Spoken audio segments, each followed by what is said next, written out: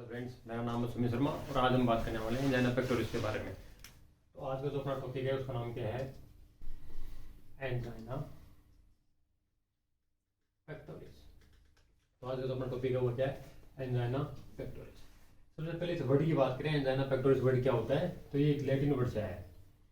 Angina pectoris कहाँ से लिया गया? Latin word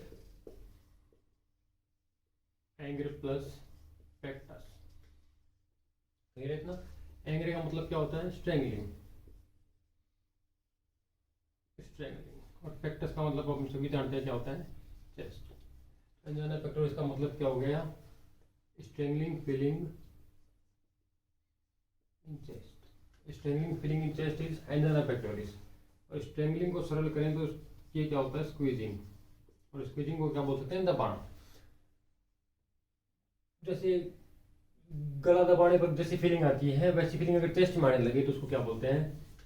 angina pectoris. ये तो लैटिन वर्ड के बारे में बात। अब अपन अपनी लैंग्वेज से बात करें, एंजाइना पेक्टोरिस क्या है? तो एंजाइना पेक्टोरिस का एक तो सीधा सा मतलब है, अपन जो समझना चाह रहे हैं वो मतलब क्या है? Chest pain. एंजाइना पेक्टोरिस को क्या बोलते हैं? Chest pain. चेस्ट पेन है कहाँ होगा? सबस्टर्नल। सब एक्सटर्नल चेस्ट पेन। तो एंजाइना पेक्टोरिस क्या है? सब एक्सटर्नल चेस्ट पेन। ये चेस्ट पेन हो क्यों रहा है? इनएडिक्वेट ब्लड सप्लाई की वजह से। इनएडिक्वेट ब्लड सप्लाई। इसको मायोकार्डियम को। मायोकार्डियम। अगर मायोकार्डियम को प्रॉपर ब्लड सप्लाई नहीं मिली तो रिजल्ट क्या आएगा? चेस्ट पेन होगा। लोकेशन क्या है उसकी? सब एक्सटर्नल। क्लियर है? एंजाइना पेक्टोरिस का मतलब क्या हो गया? Chest pain. किसकी वजह से? इनएडिक्वेट का मतलब क्या? प्रॉपर ब्लड सप्लाई किसको नहीं मिली? मायोकार्डियम को। तो रिजल्ट क्या आएगा? चेस्ट पेन का। मायोकार्डियम क्या होती है? मायोकार्डियम क्या है? मायोकार्डियम हार्ट की एक मस्कुलर लेयर है। हार्ट की मस्कुलर लेयर है। और मस्कुलर लेयर का काम क्या है? पंपिंग का। तो मायोकार्डियम काम क्या करती है हार्ट में? पंपिंग का।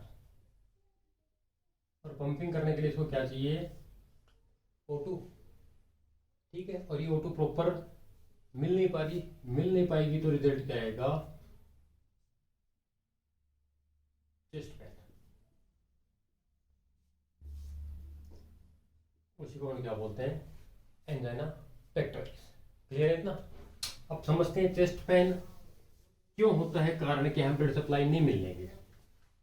उससे पहले मैं आपको नॉर्मली समझाऊं हार्ट की सिचुएशन क्या है। अभी ये अपना हार्ट है। अपने हार्ट के पास 4 चैम्बर है। राइट एट्रियम,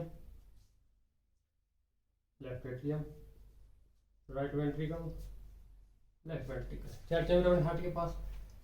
लेफ्ट वेंट्रिकल से अवटा निकलती है, सब जानते हैं अपन। नहीं जानते तो मान लो कि टॉपिक पढ़ाऊंगा हार्ट के तो देख लेंगे अपन। अरोटा अपने 3 पार्ट में डिवाइड कर रखी है। असेंडिंग अवटा, ट्रांसवर्स अवटा और डिसेंडिंग अवटा। लेफ्ट वेंट्रिकल से क्या निकली? अवटा। अवटा के कितने पार्ट है? असेंडिंग, ट्रांसवर्स और डिसेंडिंग। जो असेंडिंग अवटा है, तो असेंडिंग अवटा वहां से एक आर्टरी निकलती है जो ब्लड सप्लाई किसको देती है? हार्ट को। हार्ट को जो आर्टरी ब्लड सप्लाई दे रही है उस आर्टरी का नाम क्या है? Coronary artery. कहां से निकल रही है? असेंडिंग अवटा से। किसको ब्लड सप्लाई कर रही है? हार्ट को। वापिस देख लेना एक बार। लेफ्ट वेंट्रिकल से कौन निकली? अवटा, असेंडिंग अवटा, ट्रांसवर्स और डिसेंडिंग अवटा। असेंडिंग अवटा की एक आर्टरी, इसका नाम क्या है? Coronary artery. ब्लड सप्लाई किसको कर रही है? हार्ट को। ठीक है। अब हार्ट के पास 2 पार्ट है, राइट पार्ट, लेफ्ट पार्ट। तो कोरोनरी आर्टरी 2 पार्ट में डिवाइड हो जाएगी, right coronary artery and left coronary artery. इतना क्लियर है? कोरोनरी आर्टरी कहां से निकली थी? असेंडिंग अवटा से। हार्ट के पास ली, डिवाइड होगी 2 पार्ट में। एक पार्ट राइट साइड में जा रहा है, एक पार्ट लेफ्ट साइड के अंदर जा रहा है। राइट कोरोनरी आर्टरी किसको ब्लड सप्लाई करेगी? Right side of the heart. और लेफ्ट कोरोनरी आर्टरी किसको करेगी? Left side of the heart. अभी अपन बात करेंगे इसकी एंजाइना पेक्टोरिस की। तो अपन कोरोनरी आर्टरी को प्रॉपर न पढ़ के जो अपने को लिए अभी जरूरी है अपन उस पार्ट को पढ़ेंगे। क्लियर है? तो अभी देखना, राइट कोरोनरी आर्टरी कहां चली गई? राइट साइड में। और लेफ्ट कोरोनरी आर्टरी कहां चली गई? लेफ्ट साइड में, और ये डिवाइड हुई दो पार्ट में। एक को बोलते हैं लेफ्ट सर्कमफ्लेक्स आर्टरी, ठीक है, एक को बोलते हैं लेफ्ट एंटीरियर डिसेंडिंग आर्टरी। तो लेफ्ट कोरोनरी आर्टरी कितने में डिवाइड होगी? दो में। लेफ्ट सर्कमफ्लेक्स आर्टरी कहाँ ब्लड सप्लाई कर रही है? पोस्टीरियर पार्ट में, posterior part of the heart. और लेफ्ट एंटीरियर डिसेंडिंग आर्टरी कहाँ कर रही है? लेफ्ट साइड का एंटीरियर पार्ट है तो हार्ट का, वहां पर, और specially left ventricle. Left anterior descending artery कहाँ कर रही है? Left ventricle blood supply. Clear है? तो ये हार्ट से आउटा से कोरोनरी आर्टरी बनी, राइट साइड और left side, right side right part में, लेफ्ट साइड लेफ्ट पार्ट में। लेफ्ट पार्ट में दो आर्टरी डिवाइड होगी, left circumflex and left anterior descending artery. Left circumflex artery किसको कर रही है? Posterior part of the heart, और ये किसको कर रही है? Anterior part of the heart, और स्पेशली किसको कर रही है? लेफ्ट वेंट्रिकल को। इतना क्लियर है?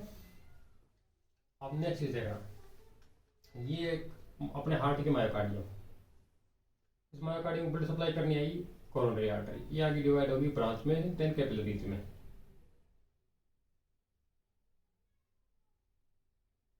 क्लियर है ना? अभी कैपिलरी में डिवाइड होगी। अब जैसे ही ब्लड पंप करना होगा, ब्लड पंप करने का मतलब है मायोकार्डियम क्या होगी? कॉन्स्ट्रिक्ट, और मायोकार्डियम कॉन्स्ट्रिक्ट होगी तो ये कैपिलरी है, ये क्या होगी? स्क्वीज। जैसे ही ब्लड पंप के लिए मायोकार्डियम क्या होगी? कॉन्स्ट्रिक्ट होगी, तो रिजल्ट क्या आएगा? कैपिलरी क्या होंगी? स्क्वीज। क्लियर है? और कैपिलरी स्क्वीज होने का मतलब है मायोकार्डियम को ब्लड सप्लाई कम मिलेगी, मायोकार्डियम को ब्लड सप्लाई क्या होगी? कम मिलेगी। तो मायोकार्डियम को मैक्सिमम ब्लड सप्लाई कब मिलती है? डायस्टोल के टाइम, जब मायोकार्डियम रिलैक्स। डायस्टोल का मतलब क्या होता है? रिलैक्स होना। जब हार्ट रिलैक्स होगा, यानी मायोकार्डियम डायस्टोल रिलैक्स होंगी, तो क्या होगा? मैक्सिमम परफ्यूजन होगा किसको?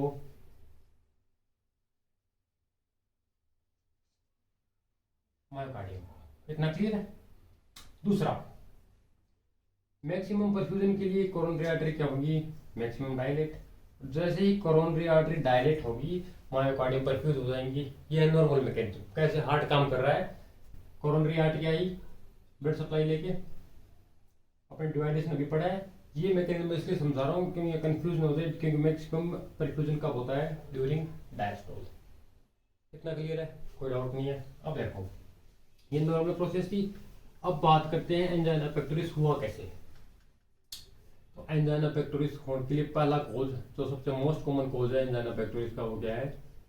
अथेरोस्क्लेरोसिस। अब अथेरोस्क्लेरोसिस का मतलब समझो, ये हार्ट है, ये कोरोनरी आर्टरी आई हार्ट ब्लड सप्लाई करने, ठीक है। इस कोरोनरी आर्टरी के अंदर कहीं भी प्लग फॉर्मेशन होता है। प्लग फॉर्मेशन का मतलब समझो, जैसे कोई खाने के अंदर है, डाइट ले रहे हैं, फैटी डाइट ज्यादा ले रहे हैं। फैटी डाइट ज्यादा लेने का मतलब क्या है? वो फैट धीरे धीरे धीरे धीरे यहाँ आर्टरी में डिपॉजिट होना शुरू हो जाएगा। कौन सी आर्टरी में? कोरोनरी आर्टरी में। और डिपॉजिट होता होता हुआ वो अपनी साइज बढ़ाएगा, साइज बढ़ाएगा, तो जैसे जैसे इसकी साइज बढ़ेगी वैसे वैसे जो ऑक्सीजन और ब्लड यहाँ आ रहा है वो हार्ट के पास पूरा नहीं जाएगा। क्लियर है? तो इसको क्या बोलते हैं? अथेरोस्क्लेरोसिस। ये ब्लॉकेज बन रहा है। अब ब्लॉकेज देखेंगे अपन, ब्लॉकेज बन सकते हैं दो टाइप के। एक ब्लॉकेज कौन सा है? एक्यूट। एक ब्लॉकेज कौन सा है? क्रॉनिक। क्रॉनिक ब्लॉकेज है, उसका मतलब समझो फिक्स ब्लॉकेज है। फिक्स ब्लॉकेज का मतलब वो सडन नहीं बना, वो टाइम से बढ़ता आ रहा है, उसको अपन क्रॉनिक ब्लॉकेज कब बोल रहे थे। वो दिक्कत कब करेगा? तो वो 75% वाली उम्र को कवर कर जाए। ये पार्ट अगर 75% तक कवर कर गया तो इसको क्या बोलेंगे? Chronic blockage. और एक्यूट ब्लॉकेज का मतलब समझो, इसको 75% होने की रिक्वायर्ड नहीं, इतना ब्लॉकेज बना और ब्लॉकेज बढ़ने के बाद तुरंत क्या हो गया? रप्चर हो गया। तो सारा कंटेंट आ गया कहाँ पर? कोरोनरी आर्टरी के अंदर। तो कोरोनरी आर्टरी, कोरोनिक ब्लॉकेज कौन सा हो गया? फिक्स ब्लॉकेज है, तो 75% तक कवर कर रहा है, और 75% कवर होने के बाद O2 ब्लड में आने में दिक्कत होना शुरू हो गया। और एक्यूट ब्लॉकेज का मतलब क्या है? सडन रप्चर हो जाना। ब्लॉकेज है वो क्या हो गया? रप्चर। और जैसे ये ब्लॉकेज रप्चर होगा तो इस ब्लॉकेज का कंटेंट है वो कहाँ आएगा? ब्लड के साथ मिलेगा। और कंटेंट ब्लड के साथ मिलेगा, उसके साथ जो एंडोथेलियम है अंदर की वो डैमेज होगी, डैमेज होगी तो रिजल्ट क्या आएगा, वहाँ पे प्लेटलेट आएंगी और प्लेटलेट एग्रीगेशन हो जाएगा, और प्लेटलेट एग्रीगेशन हुआ तो रिजल्ट क्या आएगा, थ्रोम्बोसिस। इतना क्लियर है। एक्यूट ब्लॉकेज कितने पर चाहिए, 75% पर। क्रोनिक की कोई टाइमिंग नहीं है, सडन रप्चर हो सकता है कभी। तो पहला कोज क्या हो गया, पहला और मोस्ट कॉमन कोज, पहला मोस्ट कॉमन कोज क्या है, एथेरोस्क्लेरोसिस। इसके बाद दूसरा क्या हो सकता है, थ्रोम्बोसिस। तीसरा मोस्ट, सॉरी मोस्ट इतना मोस्ट नहीं है लेकिन कोज है, इसको क्या बोलते हैं, स्टेनोसिस। स्टेनोसिस का मतलब समझो, अगर इस आर्टरी में स्टेनोसिस हुआ तो जैसे ये ल्यूमन नॉर्मल साइज इतनी है, और स्टेनोसिस होने का मतलब क्या है, ये साइज नेरो हो जाएगी, ठीक है। तो ये अरोटा का स्टेनोसिस हो या आर्टरी का स्टेनोसिस हो, वे क्या है, कोज है वो, तो क्या कर सकते हैं, एंजाइना पेक्टोरिस। एथेरोस्क्लेरोसिस से क्या होगा, ब्लड सप्लाई नहीं पहुंचेगी। थ्रोम्बोसिस से ब्लड सप्लाई नहीं पहुंच रही है, स्टेनोसिस से ब्लड सप्लाई नहीं पहुंच रही है, रिजल्ट क्या रहा है, चेस्ट पेन का। उसी को हम क्या बोल रहे हैं, एंजाइना पेक्टोरिस। अब तीसरा भी मैंने बताया, जैसे ही ये प्लग फॉर्मेशन हुआ, जैसे प्लग फॉर्मेशन हो गया, प्लग फॉर्मेशन होने का क्या मतलब है, मैक्सिमम मोटूर ब्लड आगे नहीं जा रहा। अब हार्ट क्या करेगा, डायस्टोल के टाइम मैंने बताया था परफ्यूज होगा, मैक्सिमम मायोकार्डियल परफ्यूजन कब होता है, डायस्टोल में। तो आर्टरी क्या करेगी, अपने आप को डायरेक्ट। लेकिन यहाँ पर क्या बन गए, प्लग फॉर्मेशन हो रखा है। प्लग फॉर्मेशन होने का मतलब क्या, आर्टरी प्रॉपर डायलेट नहीं हो पाएगी। प्रॉपर डायलेट नहीं होगी तो प्रोटोर ब्लड भी नहीं जाएंगे, और प्रोटोर ब्लड भी नहीं जाएंगे तो रिजल्ट क्या आएगा, एंजाइना पेक्टोरिस का। क्लियर है। एंजाइना पेक्टोरिस क्यों हुआ, इनएडिक्वेट ब्लड सप्लाई की वजह से, इनएडिक्वेट ब्लड सप्लाई की वजह से। क्लियर है इतना। तीसरा, बॉडी की ओपी डिमांड बढ़ रही है क्योंकि ब्लड आगे नहीं जा रहा, और सप्लाई क्या है, वो घट रही है। डिमांड इंक्रीज है, सप्लाई क्या है, डिक्रीज है। O2 की डिमांड और सप्लाई डिक्रीज और इंक्रीज होने, या इन दोनों का जो अल्ट्रेशन है, दोनों अल्टर हो गई, क्योंकि डिमांड तो बढ़ी जा रही है, सप्लाई घटे जा रही है। उस अल्ट्रेशन की वजह से जो पेन आ रहा है उसको क्या बोल रहे हैं अपना, एंजाइना फैक्टर। अपना कुछ फैक्टर के बारे में बात करें जो डिमांड और सप्लाई में दिक्कत कर रहे हैं, ऐसे फैक्टर जो डिमांड बढ़ाते हैं, मैं हटाते हैं एक बार इसको, ऐसे फैक्टर जो क्या कर रहे हैं, डिमांड को बढ़ा रहे हैं, और कुछ फैक्टर क्या है जो सप्लाई को घटा रहे हैं। तो डिमांड और सप्लाई का खेल है पूरा। सप्लाई को घटाने वाले फैक्टर जो मैंने बात कही, अगर एथेरोस्क्लेरोसिस होगा तो सप्लाई घट जाएगी, थ्रोम्बोसिस होगा तो सप्लाई घट जाएगी, स्टेनोसिस होगा तो भी सप्लाई घट जाएगी, आर्थराइटिस होगा तो भी क्या होगा, सप्लाई घट जाएगी। उसके बाद अगर पेशेंट को एनीमिया है तो भी ब्लड ऑक्सीजन प्रॉपर नहीं है, हाइपोक्सेमिया, ये कंडीशन क्या है, जो क्या कर रही है, सप्लाई को डिक्रीज कर रही है। ठीक है। ऐसे फैक्टर जो डिमांड जो इंक्रीज कर रहे हैं, अगर पेशेंट एक्सरसाइज ज़्यादा कर रहा है, एक्सरसाइज करेगा तो बॉडी को ऑक्सीजन चाहिए, तो बॉडी में ऑक्सीजन की डिमांड बढ़ जाएगी। उसके बाद इमोशनल कंडीशंस, इमोशनल कंडीशन जैसे फियर, एंगर, इन कंडीशन में क्या होता है, डिमांड है वो बॉडी की बढ़ जाती है।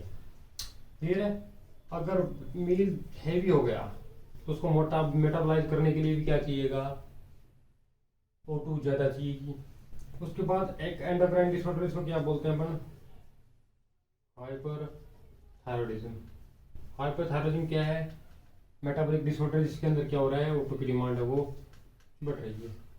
क्लियर है। तो ये कुछ फैक्टर हैं जो क्या कर रहे हैं, डिमांड बढ़ा रहे हैं, और कुछ ये फैक्टर जो कर रहे हैं क्या, डिमांड घटा रहे हैं। तो ये क्या है, फैक्टर्स जो एंजाइना को कोज करने में हेल्प कर रहे हैं। क्लियर है इतना, कोई डाउट नहीं। इसके बाद अपन को क्या पढ़ना है, पैटर्न, क्लिनिकल मैनिफेस्टेशंस, ट्रीटमेंट, वो अपन पढ़ेंगे नेक्स्ट वीडियो में। होप ये आपको समझ में आएगा, कोई कमी हुई तो ज़रूर बताइएगा। Thank you.